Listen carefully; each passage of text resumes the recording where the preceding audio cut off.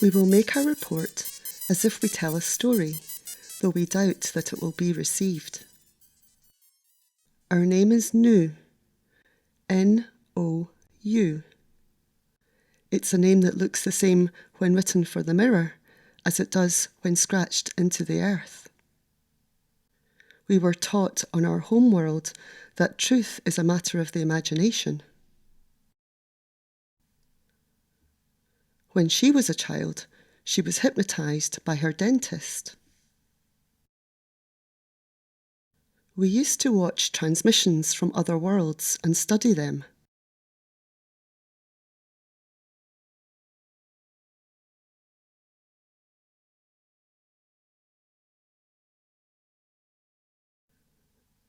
We found that we could learn a lot from other species, but also that watching only goes so far.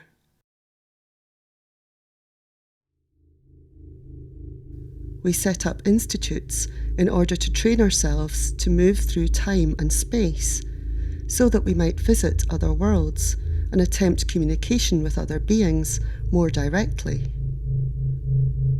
We constructed machines to protect and to propel ourselves. We became sleek with our movements and could move swiftly, easily, like otters, moving against the river flow. Forgive our immodesty, but we discovered that we had a talent for communication, particularly with younger beings, who often have open mouths and wide open windows too. Most beings, as they get older, start to close those windows, making profound or embedded communication virtually impossible.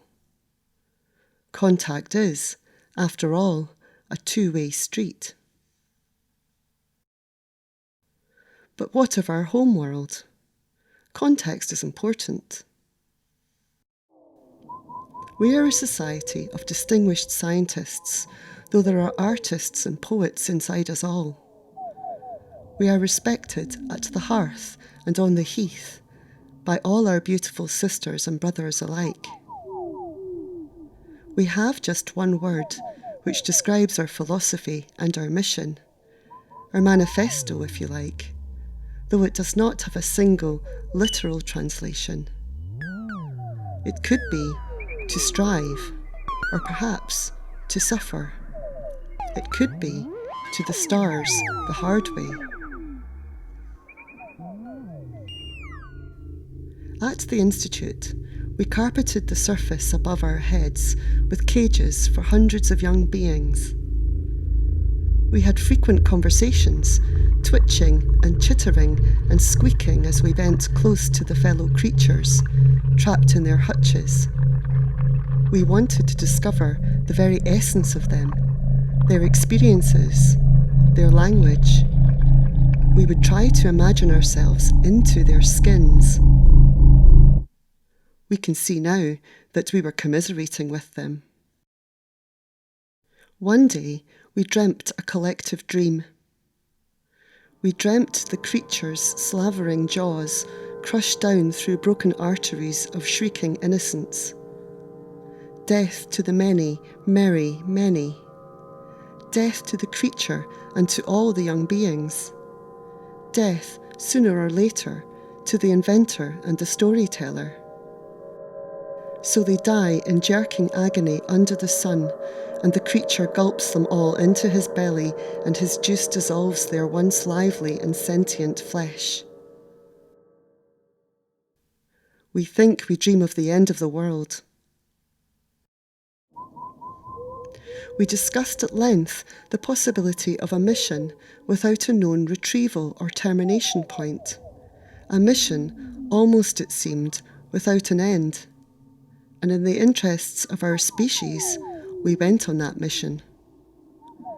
In the interests of our species, I went.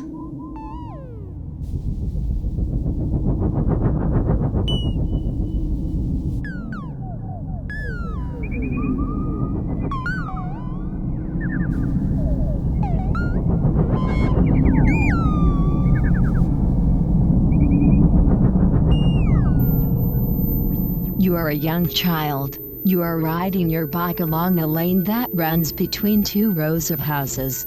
Suddenly a dog dashes out of a garden and starts to chase you, snarling and biting at your trousers and ankles as you pedal faster and faster. You find a dead wasp on a window ledge. You put it in an empty matchbox and make a little bed for it to lie in out of tissue paper. You carry it around in your pocket for a week, then you put it in the bin. You leave your flat in the middle of the morning and walk along the city street. Everyone else on the street is standing still, and the cars have stopped. You turn and see a young fawn walking along the middle of the road.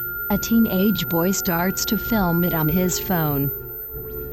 You live with a cat that is too frightened to go outside. You try to carry her into the back garden, but as you walk down the stairs she claws at your shoulder. She jumps from your arms and runs to the doormat.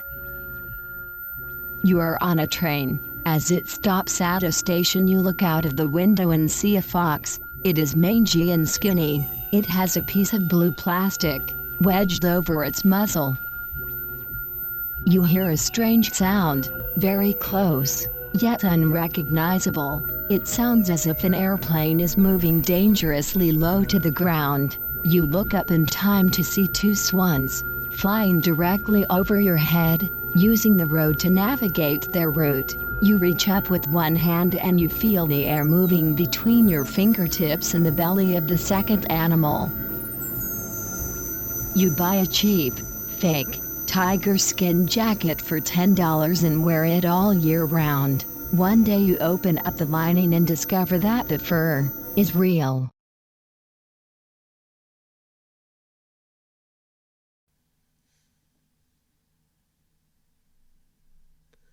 We cannot tell with full certainty where we will enter and exit. We might aim for a distant planet inhabited by incredible five-pointed radial beings. Yet still we might end up wrapped in cotton wool or drilled deep into enamel closer to home. Wake up! I open my eyes. I close my eyes. When I open my eyes, when I awoke, I believe I am awake. I believe I am awoke. I awoke and I opened my eyes. All I could see was whiteness. The whiteness made me wonder if I had gone blind. But that, surely, is a redness and a darkness, blindness. And I could see everything as one unflinching whiteness, shadowless. I moved my eyes, I thought. I thought I moved my eyes, trying to make out a shape, searching for definition. But still, all was whiteness, and a texture maybe. A pale and microscopic, undulating texture, like the shell of an egg, or the edge of something. I tried to send a message home.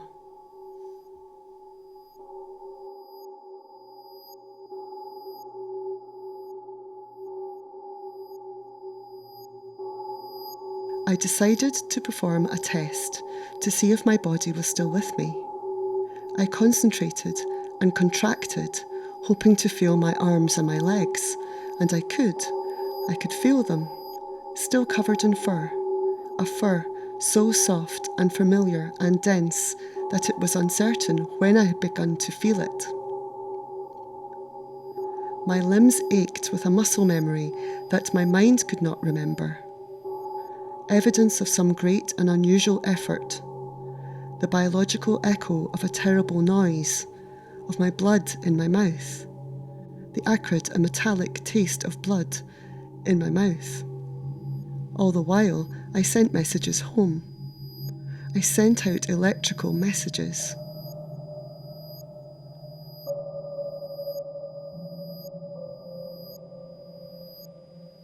I recalled a furious chase that pushed my body along a trajectory of which I was not in control. Sucked out of my time-space vehicle, looping over and over and over, over and over and over. over and over and over, over and over and over, over and over and over, over and over and over, over and over and over, and slowly, as I focused my vision on an imagined speck in the nothingness, the pale texture started to undulate and define itself into a kind of space. It was a space that my body appeared to occupy entirely. Its edges could be felt if I stretched a minuscule muscle in any direction. My body had grown to fill the void, or the void had been designed for my very own body. I couldn't tell which. My breathing was slow. I felt heavy and I felt light. I felt as if I was floating in space. I felt as if I was buried deep underground. I closed my eyes. Memories of the chase, of panic and shocking speed, rushed into my mind. I opened my eyes and welcomed the whiteness, flooding into me like milk. My nose was itchy and my teeth tickled. I wasn't feeling myself. I rolled my eyes around and around in their sockets, and the whiteness offered no resistance.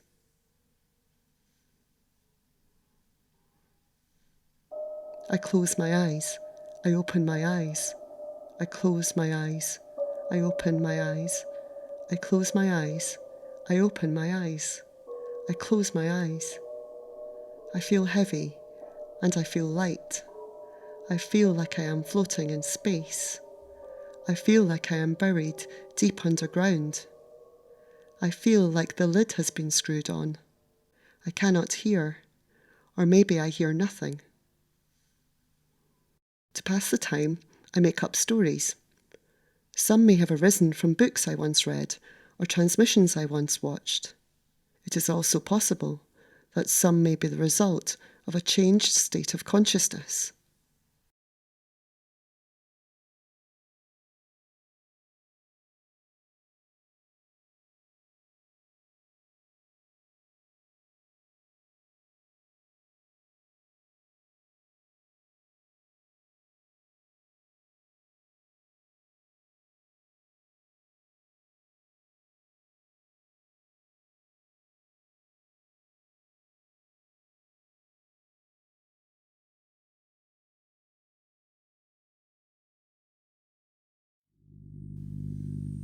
Though I try, I can no longer communicate with Mission Control. That is to be expected. I think I remember planning for this. I believe that we had planned for this. I open our eyes. I open our eyes to a new, all-consuming vision. All my senses are awoken simultaneously. The air smells chemical, clinical, like the Institute, and yet a little grubby too, like a warm burrow. I know this is an illusion. It is because of my training that I feel so at home. In the air is the buzz of the mechanical, powered by the electrical. Her arm, mine too, is wrapped in stripes. We are sitting amongst machinery, as if in control of a time-space vehicle, very much like my own. We are helped out of the driver's seat and onto our feet, our own 2 feet, and we are led out of the room and into.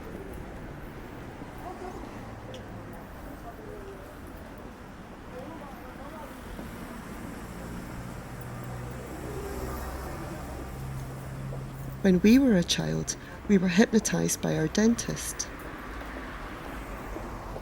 What we're going to do today is we're going to do that little filling for you, and we're going to do it in a very nice, special way.